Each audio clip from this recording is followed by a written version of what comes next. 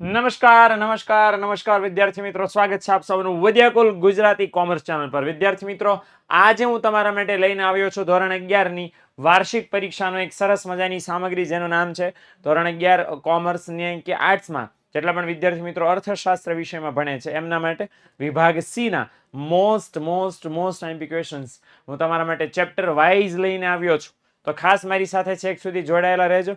જે હું તમને આઈએમપી સવાલ અત્યારે આપી રહ્યો છું, આપવા માટે સમજાવી રહ્યો છું, એ ખાસ મોસ્ટ આઈએમપી સવાલ તમને વાર્ષિક પરીક્ષાની અંદર પૂછાવાના છે, ખાસમ ખાસ કામમાં લાગવાના છે. દરેકે દરેક ચેપ્ટરમાંથી વીણીને ચૂંટીને એક સિલેક્ટ કરીને બે માર્ક્સ વાળા સવાલ તમારા માટે કાઢ્યા છે. તો ખાસ છેક સુધી રહેજો. 12 ચેપ્ટર, 1 થી લઈને 12મું ચેપ્ટર પ્રાકૃતિક ખેતી, ત્યાં સુધીમાં બધા ચેપ્ટર મેં આવરી લીધા છે. વાર નહીં લગાડું, ફટાફટ સટાસટ તમને કઈ સ્ક્રીનશોટ પાડવાનું, તો ફોન લઈને તૈયાર રહી જજો. તમને એમ લાગે કે આ ચેપ્ટરના આઈએમપી મારે જોઈએ છે, એ ચેપ્ટરના આઈએમપી તમે સ્ક્રીનશોટ પાડીને લઈ લેવાના થશે. ઓકે, શરૂ કરીએ ભાઈ. હાલો, ચેપ્ટર નંબર 1 ની વાત કરીએ તો ચેપ્ટર નંબર 1 માં એટલા આઈએમપી સવાલ છે જેમાં અર્થતંત્રની દશા અને દિશાના વલણો જાણવા માટે આંકડાકીય માહિતી ઉપયોગી છે. તો આની અંદર છે શું કરવાનું છે, દશાને એટલે આંકડાકીય માહિતીનું જે મહત્વ છે એ મહત્વનો બીજો મુદ્દો તમારે સમજાવવાનો છે. ચોરી આર્થિક પ્રવૃત્તિ નથી, તો એક તમને એમનો બેઝિક સમજાવજો, કારણ કે ચોપડીમાંનો બેઠો જવાબ ક્યાંય નથી. તો ચોરી આર્થિક પ્રવૃત્તિ કેમ નથી? કારણ કે ચોરીમાં વિનિમય થતો નથી. ઓકે, વસ્તુ સેવા ચોર લઈ જાય છે પણ એના બદલામાં કાંઈ આપતો વળતર તરીકે નથી, અને એટલા માટે ચોરીને આર્થિક પ્રવૃત્તિ કહેવાય નહીં.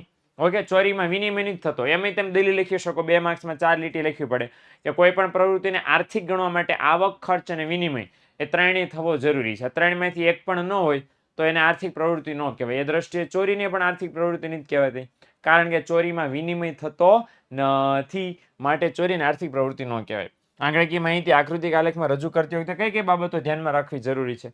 તો 3 બાબતો ધ્યાનમાં રાખવી જરૂરી છે. 3 બાબતો આપણે છે સમજાવવાની થાય. આર્થિક પ્રવૃત્તિ એટલે શું? એક ઉદાહરણ આપવાનું છે. આર્થિક પ્રવૃત્તિ એટલે આવક, ખર્ચ અને વિનિમય જે પ્રવૃત્તિમાં થતો હોય તમામ પ્રવૃત્તિને આર્થિક પ્રવૃત્તિ કહેવાય. ઉદાહરણ આપી દો, શિક્ષક શાળામાં ભણાવે, બરાબર, આપણે હોટલમાં જઈને જમવું, ઓકે, અન્ય જગ્યાએ મુસાફરી કરવી, પ્રવાસ કરો, કાંઈ પણ, તો એ આપણી આર્થિક પ્રવૃત્તિ છે. આ બધી એક્ટિવિટી, ફિલ્મ જોવી, તો તમે એ ફિલ્મ જોવો છો, બદલામાં નાણાં ચૂકવો છો. ઓકે, હાલો, માર્શલ દાદાની અર્થશાસ્ત્રની વ્યાખ્યા કલ્યાણલક્ષી જે એમણે આપેલી અર્થશાસ્ત્રની વ્યાખ્યા, કે અર્થશાસ્ત્ર શું કરે છે, તો કે અર્થશાસ્ત્ર ભૌતિક વસ્તુઓ, માણસ છે એ ભૌતિક વસ્તુઓના, ચીજ વસ્તુ સેવાના વપરાશથી કેવી સુખાકારી મેળવે છે એનો અર્થશાસ્ત્ર અભ્યાસ કરે છે. તો એ વ્યાખ્યા છે એની અંદર આપણે લખવાની થાય. ઓકે, હાલો, તો સ્ક્રીનશોટ પાડી લેજો ભાઈ. હવે આવી રીતે 11 ચેપ્ટર છે, હું એનું તમને મોસ્ટ આઈએમપી સવાલો આપવા જઈ રહ્યો છું. ચલો, ડન છે ભાઈ? ચલો આગળ વધીએ. ત્યાર પછી ચેપ્ટર નંબર 2. ચેપ્ટર નંબર 2 ની આપણે વાત કરી લઈએ. તો એમાં સૌથી પહેલા જોઈ લે, શ્રમ અને શ્રમિક બે કેવા છે ભાઈ? અભિન્ન છે. અભિન્ન એટલે એકબીજે છૂટા ન પાડી શકાય એવા છે. હવે આનો પણ જવાબ બેઠો ચોપડીમાં નથી આપ્યો, એટલે તમે તમારા મૌલિકતાથી તમારા શબ્દોમાં સમજાવવો પડે કે શ્રમ શું છે? કામ છે. શ્રમિક એટલે કામ કરનાર વ્યક્તિ, શ્રમ કરનાર વ્યક્તિને શ્રમિક કહેવાય. એટલે જ્યાં સુધી વ્યક્તિ છે, આપણે આ વન શોટની અંદર સમજાવી દીધો છે. જેને હજી એમ લોચા લાપસી હોય જોઈ લેજો. વન શોટની અંદર લક્ષણ સમજાવ્યું ત્યારે એવું કીધું હતું કે માણસ કામ કરતો અટકી જાય તો કામ થવાનું નથી, અને માણસ કામ કરવાનું શરૂ કરી દે તો તરત કામ થઈ જાય છે. બીજું, શ્રમનો સંગ્રહ કરવો એ અશક્ય છે, અને એટલા માટે શ્રમ કરવા માટે હંમેશા શ્રમિક જોઈએ. ક્યારેય બેને છૂટા પાડી શકાતા નથી. માટે શ્રમ અને શ્રમિક બે કેવા છે? અભિન્ન અંગ છે એકબીજાના. મૂડી માનવ સર્જિત સાધન છે ઉત્પાદન. એ તો ચોપડીમાં જોઈશો તો તમને બેઠો મળી જશે, કારણ કે એની અંદર એવું કહેવાયું છે કે ભાઈ મૂડી છે એવું ઉત્પાદિત સાધન છે કે જેનું ઉત્પાદન થયું છે અને એ અન્ય વસ્તુના ઉત્પાદનમાં આપણને મદદ કરે છે. તો નાણાં, યંત્રો, સાધનો, મિલકતો, આ બધાને આપણે મૂડી તમે કહી શકો છો. આટલું તમારે એની અંદર લખવાનું. અર્થતંત્રમાં આવતા આર્થિક પરિવર્તનો કેટલા અને કયા પ્રકારના હોય છે? તો યાદ રાખજો, અર્થતંત્રમાં આવતા આર્થિક પરિવર્તનો 4 પ્રકારના હોય છે. બરાબર, યાદ રાખજો કે આર્થિક પરિવર્તનો પૂછા છે. વ્યાપાર ચક્રના તબક્કા ઢીબી નહીં આવતા ખોટું પડશે, કારણ કે એ વ્યાપાર ચક્રના તબક્કા તેજી મંદી સુધારણા એ 4 છે. અને અહીંયા જે આપણને પૂછ્યું છે આર્થિક પરિવર્તનો, એ પણ 4 છે. અને આજે આર્થિક પરિવર્તનો 4 છે કયા? મોસમી આર્થિક પરિવર્તન, આકસ્મિક આર્થિક પરિવર્તન, દીર્ઘકાલીન આર્થિક પરિવર્તન, ચક્રવત આર્થિક પરિવર્તન. આ 4 વિચારો, 4 પરિવર્તનો છે. સોરી, તો એ લખવાનું 4, અને એના ચારેયના નામ, બેનો એક માર્ક્સ હશે. ખાનગી વસ્તુ અને જાહેર વસ્તુના તફાવતના 2 મુદ્દા, તો બેની વ્યાખ્યા લખી નાખો, બેના ઉદાહરણ લખી નાખો, કામ ખતમ. વપરાશ અને માલિકી વ્યક્તિગત હોય ખાનગી, વપરાશ અને માલિકી સામૂહિક હોય જાહેર. કાર ને ઘરેણાં અને મોબાઈલ ને ઘડિયાળ ની ખાનગી વસ્તુ કહેવાય. જાહેર બગીચા અને હોસ્પિટલ એ જાહેર વસ્તુ કહેવાય. ખતમ. એટલું સિમ્પલ છે. સંપત્તિના લક્ષણો જણાવવાના છે. માત્ર નામ લખી નાખો. ટાઇટલ જે છે ઉપયોગિતાનો ગુણ ધરાવે છે, વિચારવાની શક્તિ અને વિનિમય પાત્ર હોવી જોઈએ ને. ઓકે, તો એવા એવા છે 5 છે. મેં કોઈ પણ ટકાઉપણાનો ગુણ ધરાવતી હોય ને એવું બધું આપણે લખવાનું. ઓકે, સ્ક્રીનશોટ પાડી લેજો ભાઈ. ચક્રીન ચોટ, ચક્રીન ચોટ, ચક્રી ચક્રી ચક્રીન ચોટ. ચાલો જલ્દી જલ્દી. ડન છે ભાઈ? ચલો તો આ આંગળામાં ગઈ ચેપ્ટર નંબર 3 માંગ. આ નામનું ચેપ્ટર છે. શું છે ભાઈ? માંગ, ડિમાન્ડ. ચલો તો હવે એની અંદર સૌથી પહેલું છે અવેજી અસર. અવેજી વસ્તુના કારણે સર્જાતી અસર, ધેટ ઇઝ અવેજી અસર. તો અવેજી અસર આપણે ખાસ અહીંયા સમજાવવાની થશે. માંગનો નિયમ સમજાવતા કઈ કઈ ધારણાઓ કરવામાં આવે છે? તો માંગનો નિયમ કોણે આપ્યો છે? દાદા ઓફ માર્શલ દાદાએ. અને એમાં ધારણાઓ કીધી છે ને. આવામાં ધારણામાં ઈઝી પીઝી શું કરવાનું ખબર? માંગને અસર કરતા કિંમત સિવાયના જે અન્ય પરિબળો છે એનું લિસ્ટ બનાવી નાખો. બાજુમાં લખી નાખો સ્થિર છે, સ્થિર છે, સ્થિર રહે છે, સ્થિર રહે છે. ઓકે, ગ્રાહકની અભિરુચિ પસંદગી સ્થિર રહે છે. બરાબર, ભવિષ્યના ભાવની અટકળો થતી નથી. દેશની વસ્તી સ્થિર રહે છે. અવેજી વસ્તુ પૂરક વસ્તુની કિંમત સ્થિર રહે છે. બસ લખી નાખો એટલે કામ ખતમ. હાલો, માંગનો વિધેય. માંગના વિધેયની વ્યાખ્યા કે માંગ અને માંગને અસર કરતા પરિબળો વચ્ચેનો સંબંધને ગાણિતિક ભાષામાં દર્શાવે એને શું કહેવાય છે ભાઈ? માંગનો વિધેય. માંગનો વિધેય કહેવાય. સંપૂર્ણ મૂલ્ય સાપેક્ષ માંગ એટલે શું? આપણે વન શોટ ની અંદર ભણી ગયા. ચેપ્ટર નંબર 3 ના વન શોટ ની અંદર ગઈ બરાબર, છેલ્લે હમણાં ભણી ગયા. તો એ ખાસ જોઈ લેજો. તો એની અંદર મેં તમને કીધું હતું કે ભાઈ સંપૂર્ણ મૂલ્ય સાપેક્ષ એટલે શું? કિંમતમાં નજીવો ફેરફાર થતા માંગમાં કેવો ફેરફાર થાય? અનંત ફેરફાર થઈ જાય એને કહેવાય સંપૂર્ણ મૂલ્ય સાપેક્ષ માંગ. એનું મૂલ્ય અનંત હોય. કેવું હોય ભાઈ? અનંત. વ્યવહારમાં વાસ્તવમાં જોવા મળતી નથી, પણ પૂર્ણ હરીફાઈનો ખ્યાલ સમજવા માટે આપણને ઉપયોગી છે. એટલું આપણે એની અંદર લખવાનું થાય. કિંમત અને માંગ વચ્ચે વ્યસ્ત સંબંધ શાથી હોય છે? તો એ પણ આપણે ખાસ સમજાવવાનું. એટલા માટે કિંમત અને માંગ વચ્ચે વ્યસ્ત સંબંધ હોય છે કારણ કે કિંમત અને માંગ છે. કિંમત વધે તો ગ્રાહકની ખરીદ શક્તિ ઘટે છે, અને કિંમત ઘટે તો ગ્રાહકની ખરીદ શક્તિ વધે છે. માટે કિંમત અને માંગ વચ્ચે શું હોય છે ભાઈ? વ્યસ્ત સંબંધ હોય છે. ડન છે ભાઈ? તો આટલા સ્ક્રીનશોટ છે, આટલા સવાલો છે, સ્ક્રીનશોટ પાડી લો ભાઈ. 12 ચેપ્ટરના 12 સ્ક્રીનશોટ થાય. બાકી તો આઈએમપી તમને મળી જ જવાનું છે. નોય પાડો હોય સ્ક્રીનશોટ તો કે મને કાંઈ વાંધો નથી. એકવાર જવાબ સાથે એક્સપ્લેનેશન હું તમને જે આપતો જાઉં છું સાથે સાથે એ પણ જરાક વેરીફાઈ કરતા જાજો, ચેક કરતા જાજો એટલે વાંધો ન આવે. ઠીક છે? ચલો આગળ વધીએ. અને હા, જેટલા મિત્રો જોડાણા છો ફટાફટ સટાસટ ચાલો ચાલો જલ્દી જલ્દી લાઈક કરી દેવાનું છે. અને ચેનલને સબસ્ક્રાઇબ ન કર્યું તો ખાસ કરી દેજો દીકરાઓ. તમારા માટે જો એક બહુ સરસ મજાની જાહેરાત કરી દો. આ એપ્લિકેશન છે ને યુથ એજ્યુકેશન પેપર જનરેશન. જેટલા નથી ખબર એને ખાસ કહી દો. એને બહુ કામની એપ્લિકેશન છે. કારણ કે 11મા ધોરણમાં તમારે અત્યારે વાર્ષિક પરીક્ષા નજીકના સમયમાં આવવાની છે, હે ને? અને બીજી વસ્તુ ખાસ કે આવતા વર્ષે આવવાનું છે સરસ મજાનું 12મું ધોરણ. એ બંને ધોરણમાં તમારે ટોપર ની એમ કે સાહેબ અમારે ટોપર બનવું છે તો એના માટે છે. ટોપર નથી બનવું, સારા માર્ક્સ પણ મેળવવાની જેને ગણતરી છે. એપ્લિકેશન ડાઉનલોડ કર્યો ફ્રીમાં કામ આપે છે. એનું લર્નિંગ સેક્શન છે ને તમારા માટે આશીર્વાદ સમાન કહી શકાય. કારણ કે અત્યારે તમારે હેતુલક્ષીની પ્રેક્ટિસ કરવી છે એમસીક્યુની. ક્યાં મળે ભાઈ? આની અંદર મળી જવાનું. 12મામાં ઝીણા કારણ કે હવે તો એમસીક્યુ વધી ગયા છે. તો તમને ખબર છે 20 એમસીક્યુ થઈ ગયા છે 12મામાં. 12માં 100 માર્કનું પેપર આવશે, 20 એમસીક્યુ આવશે. પહેલેથી ચેપ્ટર વાઇઝ પ્રેક્ટિસ કરવી હોય તો સાહેબ અમારે પહેલું ચેપ્ટર હાલી ગયું છે. પહેલા ચેપ્ટરના ડિટેલમાં બરાબર તો મેક્સિમમ જેટલા એમસીક્યુ પહેલા ચેપ્ટરમાંથી નીકળતા હોય ને બધા ધરબી દીધા છે. બધાને દાબી દીધા છે આપણે. હવે એમસીક્યુ છે દાબી દીધા છે આપણે. એ એમસીક્યુની ટેસ્ટ તમે લઈ શકો છો ચેપ્ટર પૂરું થાય એટલે તરત. સમજણ પડી ગઈ? એટલે આ વસ્તુનું ખાસ ધ્યાન રાખજો. એપ્લિકેશન તમારા ફોનમાં ઇન્સ્ટોલ કરી નાખજો. લર્નિંગ સેક્શન તમારા માટે બેસ્ટ છે. કોઈ પણ એક પણ પ્રકારનો રૂપિયો ભર્યા વગર તમે કામ કરી આપશો. ઓકે, તો આટલી બધી વસ્તુ એની અંદર મળશે. બધું કન્ટેન્ટ. હા, તમે એમ કહેશો સાહેબ અમે કયા ધોરણનું મળે? ધોરણ 1 2 3 4 5 6 7 8 9 10 11 12 આટલા ધોરણનું એની અંદર મળશે. તો તમારું ધોરણ તો શ્યોર હશે જ. ત્યાં બરાબર જાવ એટલે ધોરણ ઉપર સિલેક્ટ કરવાનું આવશે. ધોરણ સિલેક્ટ કરો. ધોરણ પ્રવાહમાં કોમર્સ સિલેક્ટ કરવાનું, માધ્યમમાં ગુજરાતી સિલેક્ટ કરવાનું. પછી જોમાં આવે મજા. અહીંયા વિષયનું લિસ્ટ આવી જશે. જો એક્ઝામિનેશન છે ને ત્યાં ક્લિક કરશો એટલે સીધું તમે એમસીક્યુની ટેસ્ટ આપી શકશો. વિષયના નામ ક્લિક કરશો એટલે બાકીનું બધું કન્ટેન્ટ છે એ ખુલી જશે. તો કામની વસ્તુ છે. તો ખાસ ડાઉનલોડ ન કરી હોય તો ડાઉનલોડ કરી નાખજો. એન્ડ્રોઈડ વાપરતા હોય એના માટે પણ છે, આઈફોન વાપરતા હોય એના માટે પણ છે. બંનેમાં ડાઉનલોડ કરી શકાશે. ચાલો આગળ વધી. ચેપ્ટર નંબર 4 અલભ્ય વસ્તુને પુરવઠાનો અપવાદ શું લેવાય કહેવાય ભાઈ? તો એટલા માટે અલભ્ય વસ્તુનો પુરવઠાનો અપવાદ કહેવાય. કારણ કે અલભ્ય વસ્તુ એટલે શું પહેલા તો એ સમજાવવું પડે ઓડિયન્સ. સમજી લેજો ભાઈ બહેનો, ખાસ સમજજો, ધ્યાનમાં રાખજો. એટલા માટે અલભ્ય વસ્તુનો પુરવઠા નિયમ લાગુ ન પડે, કારણ કે અલભ્ય વસ્તુ ખોદકામ દરમિયાન આપણને અચાનક મળી આવે છે. જૂની પુરાણી વસ્તુઓ, રાણી સિક્કા અને હસ્તપ્રતો અને મૂર્તિઓ અને શિલ્પકલાઓ અને આવી બધી વસ્તુઓ, એનું ઉત્પાદન વર્તમાન સમયમાં શક્ય નથી. હવે અલભ્ય વસ્તુ છે એનું ઉત્પાદન શક્ય નથી, એટલે ભાવ બજારમાં કેવો હોય? ઊંચા ભાવના કારણે કોઈ વસ્તુ વેચતા વેપારીને એમ થાય કે વધારે પુરવઠા લાવવું શક્ય નથી, કારણ કે અલભ્ય વસ્તુનું ઉત્પાદન વર્તમાનમાં થતું નથી. માટે ઓકે, એટલે આ વસ્તુ આપણે સમજવાની. હવે શા માટે પુરવઠો ઉત્પાદન કરતા વધારે હોઈ શકે પણ કુલ જથ્થા કરતા વધારે હોઈ શકે નહીં? ભાઈ આનું એક્સપ્લેનેશન છે ને મેં તમને છે પુરવઠા અને જથ્થાનું ચોથો ચેપ્ટર છે પુરવઠો, એના વન શોટ ની અંદર આપી દીધું છે.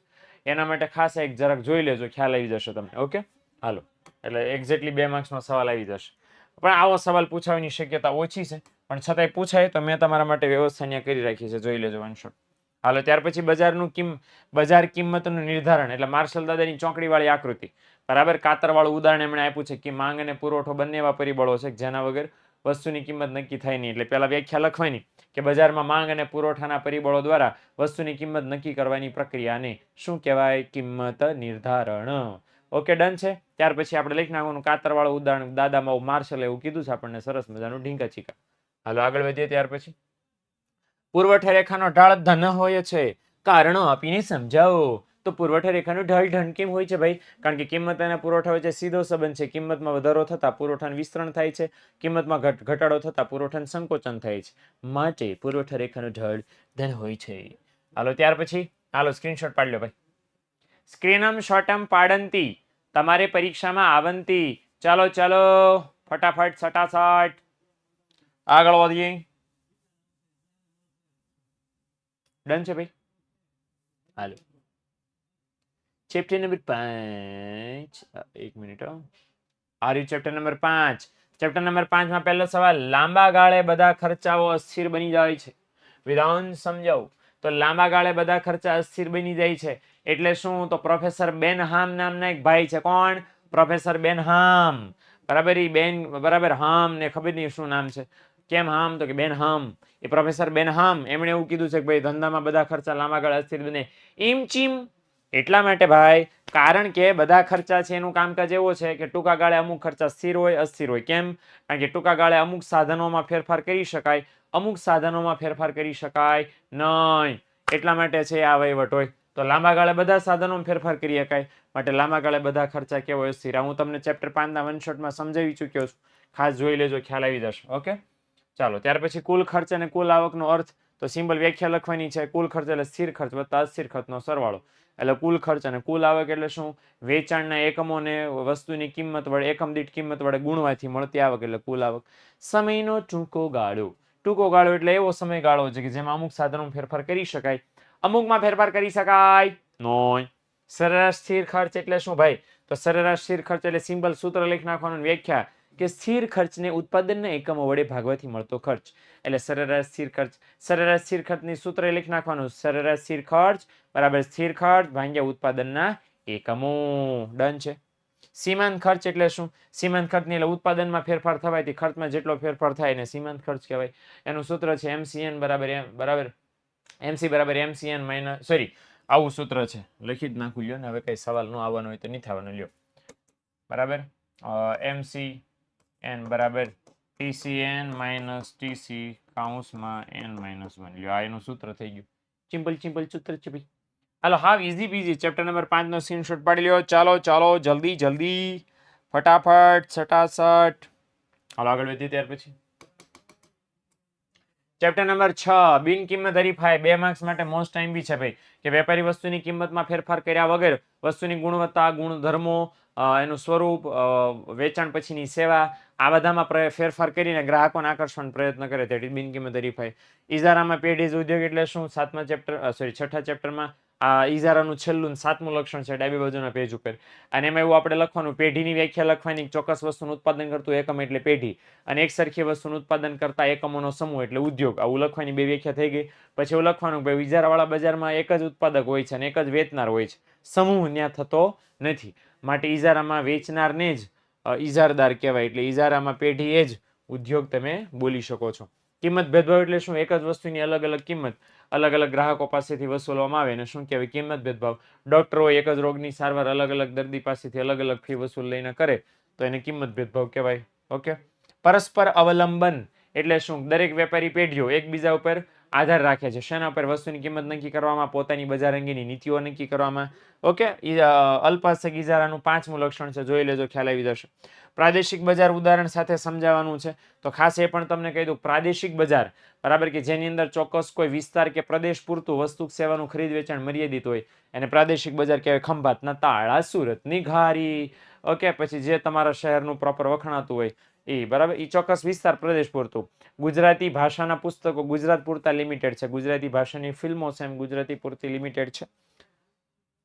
પ્રાદેશિક બજારનું ઉદાહરણ છે. ડન છે ભાઈ, ડન છે ભાઈ. ઓકે, તો ચલો ઢીંગાજી કરી લો, સ્ક્રીનશોટ પાડી લો. અને હા, ખાસ તમારા માટે કહી દઉં, 4 એપ્રિલથી કઈ તારીખથી ભાઈ? 4 એપ્રિલથી ભવિષ્યવાણી શરૂ થવાની છે. શું થવાની છે? ભવિષ્યવાણી. ઓકે, સાંજે. અને બીજા દિવસે સરસ મજાનું કામ આવવાનું છે સૂર્યોદયનું, એટલે ભાઈ જરાક જોડાયેલા રહેજો. અને ચેનલને સબસ્ક્રાઇબ ન કર્યો તો ખાસ કરી નાખજો. આ લેક્ચરને લાઈક ન કર્યો તો ફટાફટ જલ્દી હાલો લાઈક કરી દો. ચાલો હાલો, ચેપ્ટર નંબર 7 આગળ વધારતા પહેલા ખાસ આ તમને મારે કહી દેવું છે ભાઈ કે ધોરણ 12 ની તૈયારી માટે અર્થશાસ્ત્ર, BA ઇંગ્લિશ અને SPCC આ 4 વિષયની બુક ઓલરેડી અવેલેબલ છે. 97 44 45 48 અથવા 97 44 45 49 આ નંબર ઉપર કોલ કરીને તમારા બુક છે એ મેળવી લેવાની થશે. એટલે ખાસ ન લીધી હોય તો લઈ લેજો. હાલો, ચેપ્ટર નંબર 7 ની વાત હું ફટાફટ જાઉં છું. હા, ચાલો. હોમ ચાર્જીસ એની વ્યાખ્યા લખવાની છે. એમાં કઈ બાબતો? અંગ્રેજો ભારત દેશમાં વહીવટ કે હુકુમત નો એક ચાર્જ આપણી પાસેથી વસૂલ કરતા હતા. હોમ ચાર્જીસ કહેવાય. સૈનિકોનું ભાડું, વેતન, ભથ્થા, જથ્થા એ બધું આની અંદર આવશે. બ્રિટિશ શાસન દરમિયાન ભારતનો સુતરાઉ કાપડ સાથીભાઈ બરબાદ થઈ ગયો તો બહુ બરબાદ અંગ્રેજોએ કર્યો કે એમણે સુતરાઉ કાપડની નિકાસ ઉપર પ્રતિબંધ મૂકી દીધા. ઇંગ્લેન્ડથી આવતા સુતરાઉ કાપડ ઉપર માત્ર 10% અને આપણા ઉપર આવતા છે કે 15% સમથિંગ હતું. એ સુતરાઉ કાપડનો ઉદ્યોગ છે એ એની અંદર આપણે લખવાનું. હસ્તકલા કારીગરોનો બેઠો શોષણનો મુદ્દો આપ્યો ચોપડીમાં. ઉઠા કે ઇધર લખ દેના કા. પ્રાચીન ભારતની રાષ્ટ્રીય પર સંક્ષિપ્ત નોંધ લખવાની છે. પ્રાચીન ભારતની રાષ્ટ્રીય ખબર? 7મું ચેપ્ટર શરૂ થાય સામેના પેજ ઉપર પ્રાચીન ભારતની નીચે રાષ્ટ્રીય વાળો મુદ્દો આપ્યો છે. ઔરંગઝેબનો ઉલ્લેખ જેની અંદર કરેલો છે. 90 કરોડની પાઉન્ડ આવક હતી. વિશ્વની કુલ આવકના 25% આવક આપણો એકલો દેશ ધરાવતો હતો. અને 19મી સદીમાં ટી રાય ચૌધરીના મતે આ ઔદ્યોગિક દેશ હતો. અને એ ઇધર લખને કા. અંગ્રેજોનો સમયગાળો એટલે વર્ષ લખવાનું છે. આમાં બસ 2 જ લખો અને તમારો બેડો પાર. કયો? એક તો 1800 ને ઘુઘાઓને ઈ મને યાદ નહીં થતું. બોલો લ્યો.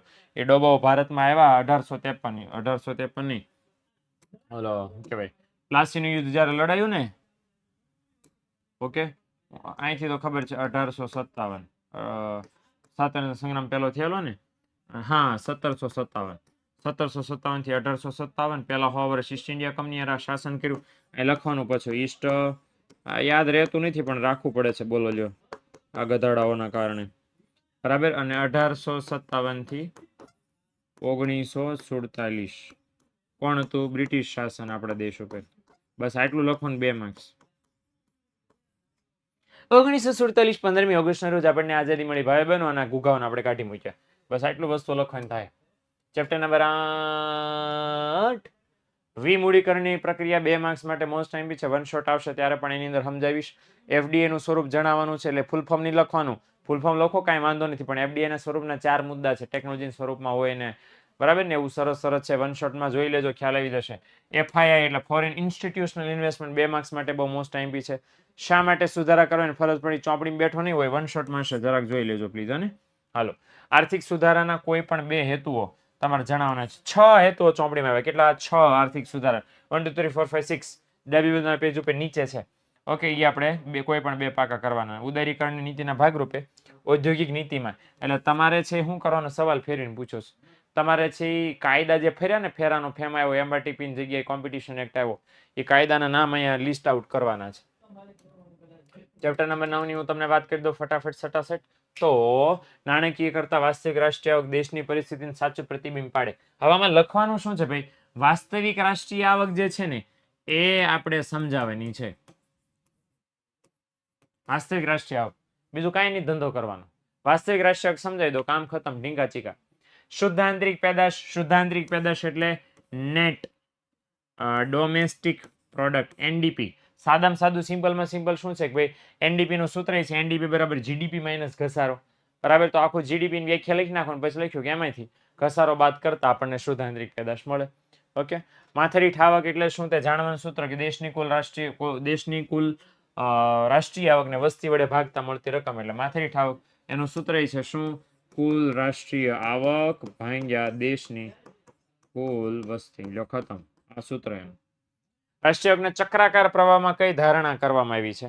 તો રાષ્ટ્રીય આવકના ચક્રાકાર પ્રવાહમાં કઈ ધારણા એટલે અલિપ્ત અર્થતંત્ર લખણ લખવાના. એ વન શોટ ની અંદર હું તમને સમજાવી દઈશ ને એ પણ કહી દઈશ, એ પણ સમજી લો ખાસ કે ચક્રાકાર પ્રવાહમાં અલિપ્ત અર્થતંત્રમાં શું ધારી લેવામાં આવે છે? માત્ર બે પક્ષકારો છે, બજાર અને કૌટુંબિક પેઢી અને વેપારીઓ. પેલું થઈ ગયું લક્ષણ. બીજું કે અલિપ્ત અર્થતંત્રમાં વિદેશ વેપાર નથી થતો, સરકારની કોઈ ભૂમિકા હોતી નથી, આયાત નિકાસ નથી થતો. ઓકે, અને બસ આવી રીતનું એના લક્ષણો થઈ ગયા, 4 થઈ ગયા, લખવાનું થશે. રાષ્ટ્રીયની વિવિધ વ્યાખ્યા પરથી આવક વિશે તમારા આપણે આપણા કોઈ તારણ આપવાના જો ભાઈ ચોપડીમાં આલ્યા છે કે રાષ્ટ્રીય આવક એક વર્ષના સમયગાળાનું માપ છે અને અંતિમ સ્વરૂપની વસ્તુને ધ્યાનમાં લેવાને ઘસારો બાદ કરવામાં આવે છે ને જે લખેલો છે 4 इसमें उठा के ઢીંકી દેને કા. હાલો આગળ વધીએ ચેપ્ટર નંબર 10 અને ચેપ્ટર નંબર 10 માં આપણને આલ્યું છે સંપત્તિની પુનઃ વહેંચણી. હેલો એમ છે સાહેબ, યે where is this fafda and dish? આ ક્યાં આવ્યું છે ભાઈ? તો અંદાજપત્ર કિધર મળી? તો ભાઈ અંદાજપત્રના જે હેતુઓ આપ્યા શું આપ્યા છે ભાઈ? અંદાજપત્રના હેતુઓ એની અંદર આપણને આપ્યું છે સાધન ફાળવણી ને યોગ્ય દિશા મળે. ગોતી લેજો ભાઈ બહેનો, એમાં જ આ છે અંદાજપત્રના અર્થમાંથી ફલિત થતી બાબતો. તો અંદાજપત્રમાં ફલિત થતી જેમ ઓલા રાષ્ટ્રીયના તારણો હતા એમાં આપ્યા છે. ઓકે, અંદાજપત્રના મુખ્ય ઉદ્દેશો તો આ રહ્યા, આ જ હમણાં હું કહેતો હતો મુખ્ય ઉદ્દેશો 4 છે, 4 ના ટાઇટલ લખી નાખો, કામ ખતમ. મહેસૂલી ખાત છેલ્લો મુદ્દો સમજાઈ દેજો, 2 માર્ક્સ માટે મોસ્ટ એમપી. નંબર 11. ઓકે, ગાંધીવાદ જેવો કોઈ વાદ નથી, ખબર છે આપણે કરાવશું વન શોટ ની અંદર બેઠે બેઠો ચોપડીમાં આપ્યો છે જવાબ. કૌટિલ્યના મતે જનપદ નિરતનામ કહી એટલે પહેલો મુદ્દો આખો કૌટિલ્યના વિચારનો સમજાવવાનો, સાદગી અને પરિગ્રહ વાળો મુદ્દો આની અંદર સમજાવવાનો અને શ્રમના ગૌરવ વાળો મુદ્દો. આ બધા મુદ્દાના બેઠે બેઠા ટાઇટલ જ છે જો છે હે ને, આ બધા મુદ્દાના ટાઇટલ બેઠે બેઠા સમજાવવાના છે. મૌલિકતા તો થોડી ઘણી નાખી શકો. અને ચેપ્ટર નંબર 12 પ્રાકૃતિક ખેતીના આયામો, એમાંથી પણ મેં 4 સવાલ આપું તમને. જીવામૃતનું પ્રમાણ અને ઉપયોગો, બીજ સંસ્કરણના ફાયદા, જેટલા આપ્યા એટલે આપણે 4 લખવાના. એકદળ અને દ્વિદળી પાકના વનસ્પતિના 2 ઉદાહરણ એટલે આના 2 ઉદાહરણ, આના 2 ઉદાહરણ, 4 લખવાના. બીજામૃતનો પટ આપવાની પદ્ધતિ, 4 મુદ્દા ચોપડીમાં આપ્યા છે. એ ઇધર લીખને કા બીડું ડન છે ભાઈ? તો આટલી વસ્તુ છે ખાસ તમારે કરવાની થશે હે ને. ચલો, આશા છે 12 ચેપ્ટરના તમને વિભાગ સી ના આઈએમપી છે જવાબ સાથે ખાસ સમજાવી દીધા છે. તો ખાસ પાકા કરી નાખજો, તૈયાર કરી નાખજો, તમારી વાર્ષિક પરીક્ષામાં તમને ખૂબ ખૂબ ખૂબ ખૂબ ખૂબ કામમાં લાગશે. વિદ્યાર્થી મિત્રો, વિડીયો ગમ્યો હોય તો લાઈક કરજો, ચેનલને હજી પણ કહું છું સબસ્ક્રાઇબ ન કર્યું કરી નાખજો, કારણ કે 4 તારીખથી આપણી ભવિષ્યવાણી છે 4 એપ્રિલથી શરૂ થવાની છે તમારી વાર્ષિક પરીક્ષાને ધ્યાનમાં રાખીને. તો જેટલા પણ વિદ્યાર્થી મિત્રો છે નથી જોડાણા એ ખાસ ચેનલને સબસ્ક્રાઇબ કરી નાખજો, કારણ કે હવેથી રોજે રોજ most IMP lectures one shot already ચાલી રહ્યા છે, તો બધા આવવાના છે તમારા માટે સારા સરસ લેક્ચર. તો ખાસ જોડાયેલા રહેજો. મળીએ મિત્રો આપણે નેક્સ્ટ લેક્ચરની અંદર, ત્યાં સુધી આવજો, ટાટા બાય બાય, સી યા.